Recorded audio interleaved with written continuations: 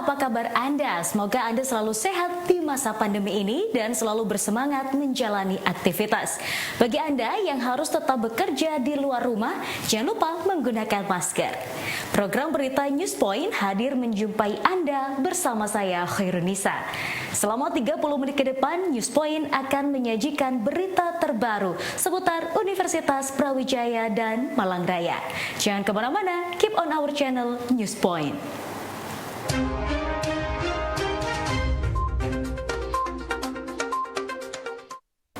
Indonesia kembali menerima vaksin Moderna sebanyak 1,5 juta dosis dari pemerintah Amerika Serikat melalui jalur multilateral COVAX Facility. Menurut Menteri Luar Negeri Retno Soemardi, ini adalah pengiriman kedua sehingga total Indonesia telah menerima vaksin Moderna dari Amerika sebanyak 4.500.160 vaksin.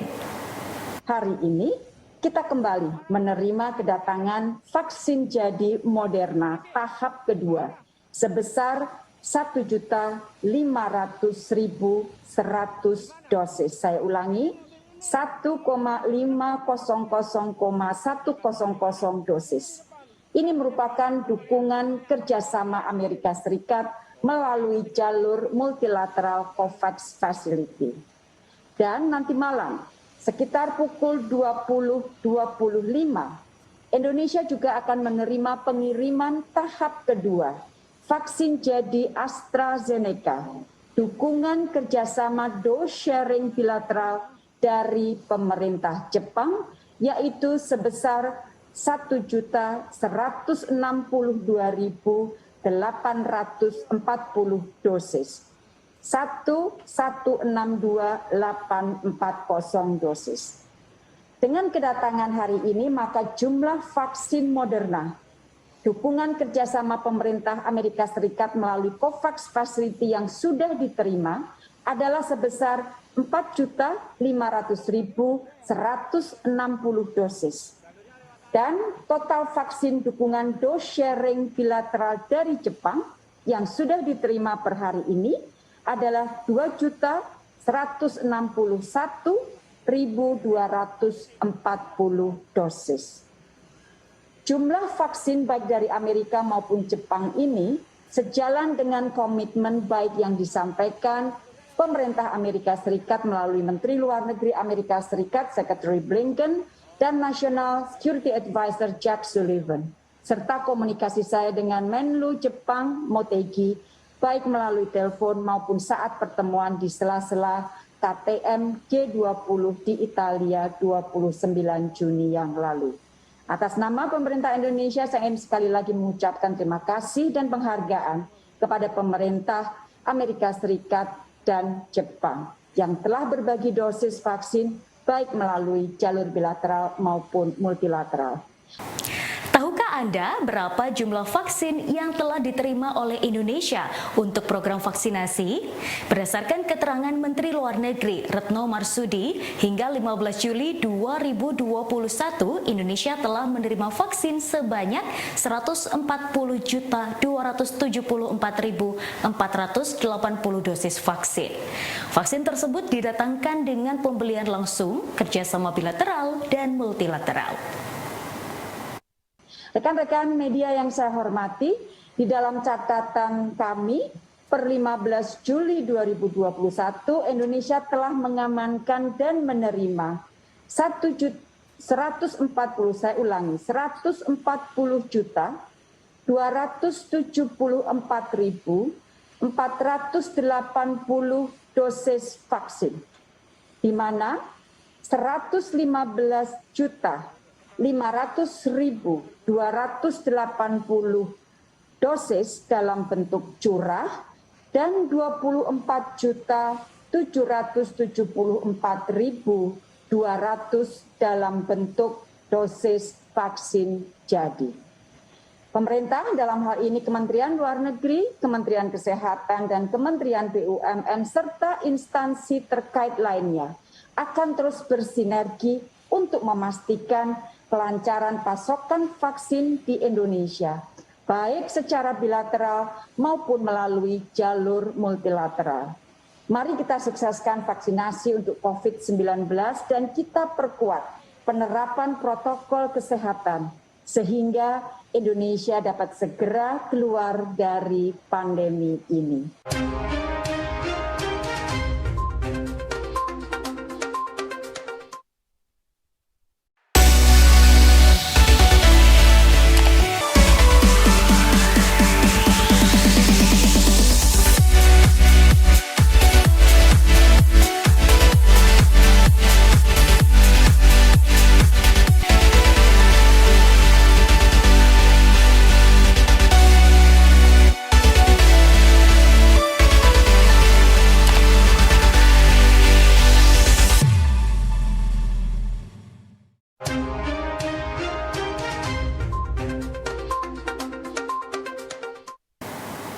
Menyambut Hari Raya Idul Adha 1442 Hijriah, Fakultas Kedokteran Hewan Universitas Brawijaya menyelenggarakan webinar Kurban Pengelolaan Hewan dan Daging Kurban di Masjid dan Komunitas se-Nusantara saat pandemi.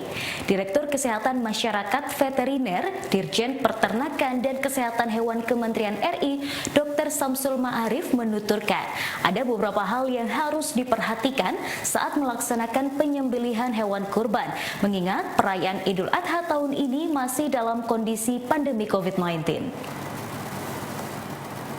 Sekarang kita nih ya alhamdulillah sudah setahun, hampir 2 tahun ini kita dalam masa pandemi COVID-19 ya. Pelaksanaan Idul Kurban tetap kita lakukan karena belum ada aturan-aturan lain yang meniadakan Idul Kurban. Walaupun nanti ada surat edaran dari Kementerian Agama yang menyatakan bahwa pelaksanaan ibadah sholat Idul Adha-nya itu ditiadakan, tapi penyembelihan hewan kurban tetap dilakukan. Saya ingin mengingatkan apa sih bunyi di aturan itu, mudah-mudahan nanti Bapak Ibu sekalian untuk memahami. Saya ambil di Undang-Undang Nomor 18 ya tentang peternakan dan kesehatan hewan, itu di pasal 61 supaya jangan ada terjadi kesalahpahaman. Walaupun di aturan-aturan sebelumnya itu juga mengatakan hal yang sama, tapi khusus di pasal 61 ini ada kaitannya dengan Hari Raya Idul Kurban. Ya di mana ayat satunya itu pemotongan hewan yang dagingnya diedarkan, karena nanti kita korban ini kan dagingnya diedarkan, itu harus dilakukan di rumah potong hewan. Ingat ini, harus dilakukan di rumah potong hewan. Jangan putus kita mengartikan di situ, karena di pasal 61 ini ada ayat ayat nomor 4-nya ya. Itu di mana dilakukan di rumah potong hewan kecuali di pengecualiannya ada, yaitu bagi pemotongan yang untuk kepentingan hari besar keagamaan, upacara adat dan pemotongan darurat. Nah, jadi pemahaman kita ya. Jadi harus dilakukan di rumah potong hewan, tapi kalau dalam suasana terkecuali itu adalah boleh dilakukan di luar rumah potong hewan. Yang tidak bisa lepas di situ adalah karena itu dagingnya nanti kita edarkan, ya harus sistemnya harus mengikuti cara penyembelihan yang memenuhi kaidah kesehatan masyarakat veteriner dan untuk kesejahteraan hewan. Ini tidak bisa lepas karena kita bicara masalah halal pasti bacanya adalah halal ya, halal toiban. Kemudian itu ya, semua dari ayat 2 pun demikian. Tetap kita dalam rangka menjamin ketentraman batin masyarakat ya, pemotongan hewan itu yang dikatakan di poin B-nya itu adalah harus memperhatikan kaidah agama dan unsur kepercayaan yang dianut masyarakat. Ini tetap kita memperhatikan termasuk syariat Islam itu sendiri. Ya, nah, ini next. Kemudian yang di PP-nya saya nggak perlu jelaskan, di sini dipertegas lagi di pasal 11 di PP kita ya 95 tahun 2012 tentang Kesmafet dan kesejahteraan hewan. Itu pemotongan hewan dapat dilakukan di luar rumah potong hewan yang saya sebutkan tadi, itu dalam rangka upacara keagamaan ya, termasuk hari raya kurban sekarang ini ya. Nah, kemudian dipersyaratkan juga di situ ya, pemotongan hewan untuk keperluan upacara agama dapat dilakukan apabila di suatu kabupaten atau kota belum memiliki rumah potong hewan, ya, atau kapasitas pemotongan di rumah potong hewan yang ada tapi tidak memadai. Pusat Tahfidz Al-Quran Masjid Raden Patah Universitas Brawijaya menyelenggarakan Tahfidz Camp 2021 pada 25 Juli hingga 8 Agustus 2021. Pendaftaran telah dibuka mulai 11 Juli hingga 18 Juli nanti. Tahfidz Camp yang akan digelar secara daring ini ditujukan bagi para tahfidz pemula maupun yang sudah mempunyai bekal hafalan Al-Quran. Kegiatan Tahfidz Camp itu kami agendakan setiap liburan semester untuk meningkatkan kualitas dan kuantitas hafalan dari anggota PTQ. Jadi nanti modelnya kita lebih intensif dalam menghafal maupun murojaah dari yang sudah kita hafal begitu. Kalau targetnya sebenarnya kita tidak hanya untuk anggota PTQ, tapi kebetulan ini alhamdulillah yang daftar tidak hanya dari mahasiswa UB, tapi juga ada yang dari karyawan, dosen, dan juga dari mahasiswa perguruan tinggi yang lain. Ada dari ITS, kemudian UNPAD, ada juga dari UI gitu. Jadi alhamdulillah, maksudnya program ini sudah tidak hanya dirasakan oleh keluarga besar UB, tapi juga perguruan tinggi yang lain. Gambaran kegiatannya nanti adalah menghafal atau menghafal hafalan baru gitu ya, hafalan baru atau ayat baru. Kemudian juga murojaah atau mengulang hafalan yang sudah dimiliki gitu. Jadi store secara online karena kebetulan semester ini pandemi, jadi store-nya ya online, nanti store ke pembinanya masing-masing, kemudian murojaah. Jadi yang hafalannya masih sedikit bisa menjadi banyak, yang belum lancar bisa lebih lancar. Itu target. Toxic relationship adalah hubungan yang membuat salah satu pihak merasa tidak didukung, direndahkan atau diserang. Bentuk tindakan negatif yang bisa mempengaruhi kesehatan mental seseorang ini bisa serangan secara fisik, psikologis atau emosional. Hubungan toksik bisa dialami pasangan, antar teman, rekan kerja sampai keluarga. Berikut penjelasan lebih lanjut tentang toxic relationship yang pernah dialami masyarakat. Toxic relationship pernah juga sih kayak di dalam pertemanan mereka datang ketika kita lagi oke aja, tapi kalau kita lagi down mereka pergi dan kita nyari susah. Ya nggak enak juga sih digituin, kayak datang pas lagi butuh aja, pas kita butuh mereka nggak ada. Yang mana toksik di sini yang aku alami adalah menggunakan ancaman sebagai bentuk kalau salah satu dari sebuah pasangan itu menjadi dominan, yang mana seperti misalnya gini, ada sebuah pasangan dan salah satu dari mereka itu menggunakan ancaman, misalnya kata putus, itu untuk membuat partnernya itu melakukan apapun yang dia inginkan dengan ancaman putus tadi. Nah, kembali lagi si partnernya itu kelemahannya adalah kalau anak sekarang menyebutnya mungkin bucin ya. Nah, karena bucin itu tadi katakanlah si A dengan si B. Si A itu menggunakan ancaman untuk putus karena si B itu bucin dengan si A, dan si A itu menggunakan ancaman untuk putus dengan si B untuk bisa mendominasi. Kebetulan aku di posisi si A lah aku. Oke. Apa? Dari posisi si B mungkin dia akan sangat merasa terkekang karena dia nggak bebas, dan dia akan merasa ini adalah sebuah hubungan yang tidak patut untuk kita pertahankan lagi. Tapi untuk si A, mungkin kenapa dia melakukan hal itu, karena dianggap mendominasi itu adalah pride gitu. Jadi kita punya kontrol untuk orang lain, jadi kita bisa melakukan bebas semau kita.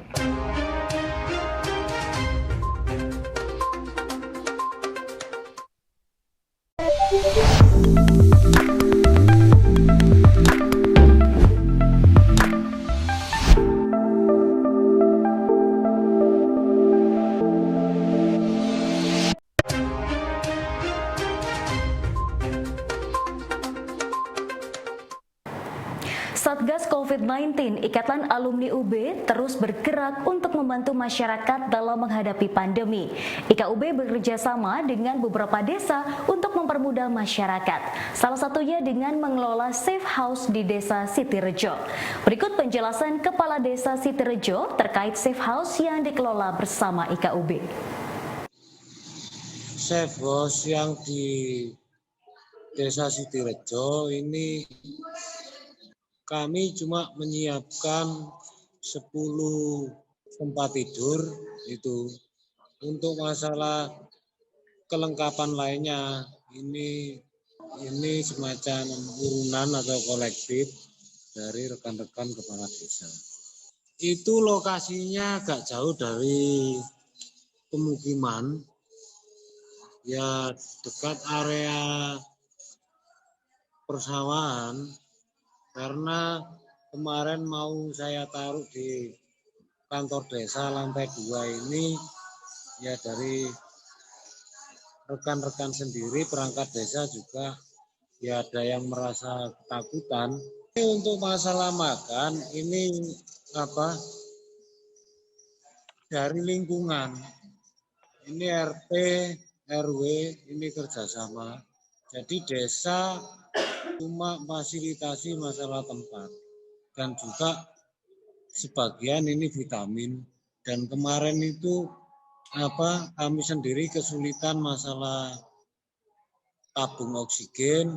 Nah ini banyak bantuan dari rekan-rekan, ya juga dari rekan UB. Ini sudah tersedia 6 tabung oksigen skala 1 meter itu. Kalau peralatan kemarin itu sudah saya sampaikan kepada rekan relawan juga Satgas, kira-kira 10 lagi ini untuk spring bed dan kasur ini masih butuh kira-kira. Masih membutuhkan. Untuk yang lain mungkin kami bisa mencukupi untuk masalah P3K, masalah vitamin. Kami dari pemerintah desa ya juga mensuplai untuk itu, biarpun kita sendiri itu cari yang mengalami kesulitan. Kadang untuk vitamin ini kita cari kemana-mana, kadang ke apotik atau apa cuma dikasih 1, lebih dari 1 enggak boleh. Untuk proses kita sendiri istilahnya enggak begitu istilahnya secara administrasi tidak begitu saklek karena ini masalah kemanusiaan. Jadi yang diutamakan kalau memang membutuhkan itu kami siap untuk safe house isolasi mandiri di desa kami. Peningkatan kebutuhan penunjang untuk isolasi mandiri terjadi di beberapa daerah, tak terkecuali di Safe House Desa Sitirejo, Malang. Hal ini membuat Kepala Desa Sitirejo untuk terus memperbaiki pengelolaan yang ada di Safe House desanya. Open donasi terus dibuka guna menunjang kebutuhan yang diperlukan Safe House Sitirejo. Beberapa kali kejadian ini yang kami alami juga dialami rekan-rekan kepala desa kemarin itu, kami sendiri pernah mengalami kesulitan masalah tabung oksigen. Di saat kita dapat orangnya sudah meninggal dunia. Ini sungguh miris bagi kami dengan kondisi yang saat ini. Kemarin juga gitu dari Desa Pandan Landung minta bantuan oksigen di sini. Kita nyampe ke sana, dari sana orangnya malamnya sudah meninggal dunia. Hal-hal seperti ini yang menjadi prihatin kami selaku kepala desa ini mewakili dari teman-teman mungkin ini sangat-sangat memprihatinkan dengan kondisi yang seperti ini. Di saat kondisi seperti ini, hal-hal yang dibutuhkan untuk masalah fasilitas kesehatan ini kami sendiri mengalami kesulitan. Informasi tadi sekaligus menutup perjumpaan kita hari ini. Jangan lupa saksikan News Point setiap hari Senin sampai Jumat pukul 19.30 waktu Indonesia Barat hanya di UBTV, Televisi Pendidikan Universitas Brawijaya. Saya Khairunisa dan seluruh kerabat kerja yang bertugas pamit undur diri. Terima kasih dan selamat beraktivitas.